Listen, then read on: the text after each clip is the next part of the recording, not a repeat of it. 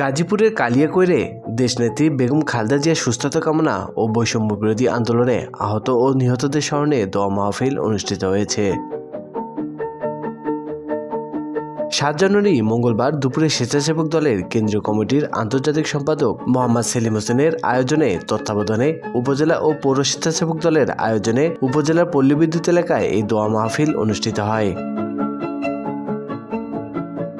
কালিয়াকৈর উপজেলার স্বেচ্ছাসেবক দলের আহ্বায়ক শিপলু বক্সির সভাপতিত্বে মাহফিলে প্রধান অতিথি হিসেবে বক্তব্য রাখেন স্বেচ্ছাসেবক দলের কেন্দ্রীয় কমিটির সভাপতি এস.এম. জিলানী।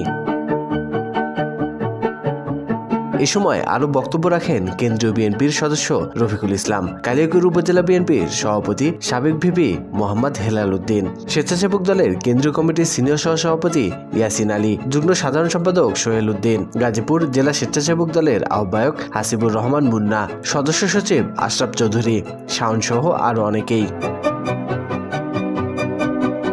এ সময় উপস্থিত ছিলেন পৌর বিএনপির সভাপতি মোয়াজ্জেম দেওয়ান, পৌর বিএনপির সাংগঠনিক সম্পাদক মোহাম্মদ রিজভী আহমেদ দুলাল, জেলা স্বেচ্ছাসেবক দলের সাবেক সহ সম্পাদক মোহাম্মদ সালাম মণ্ডল, পৌর স্বেচ্ছাসেবক দলের আহ্বায়ক মোহাম্মদ বিল্লাল হোসেন, পৌর স্বেচ্ছাসেবক দলের সদস্য সচিব মোহাম্মদ মহসিন মোল্লা, পৌর স্বেচ্ছাসেবক দলের যুগ্ম আহ্বায়ক মোহাম্মদ ইকো দেওয়ান, ৭ নং ওয়ার্ড বিএনপির সভাপতি মোহাম্মদ রহমান শেখ, পৌর যুব দলের আহ্বায়ক কমিটির সদস্য মোহাম্মদ রিয়াজুল আলম রিয়াজ, কালিয়াকৈর পৌর ৭ নং ওয়ার্ডের স্বেচ্ছাসেবক দলের যুগ্ম সাধারণ সম্পাদক মোহাম্মদ শাহিন মিয়া, পৌর স্বেচ্ছাসেবক দলের আহ্বায়ক কমিটির সদস্য মোহাম্মদ আবু হানিফ, যুবদল নেতা ক্যাপ্টেন আল মামুন, দেওয়ান পলাশ, শামীম সহ স্বেচ্ছাসেবক দলের কেন্দ্রীয় কমিটির গাজীপুর জেলা, কালিয়াকৈর উপজেলা পৌর স্বেচ্ছাসেবক দল, উপজেলা বিএনপি ও অঙ্গ সংগঠনের নেতাকর্মী সহ বহির্বিশ্বের বিভিন্ন দেশের প্রবাসী স্বেচ্ছাসেবক দলের নেতাকর্মীরা।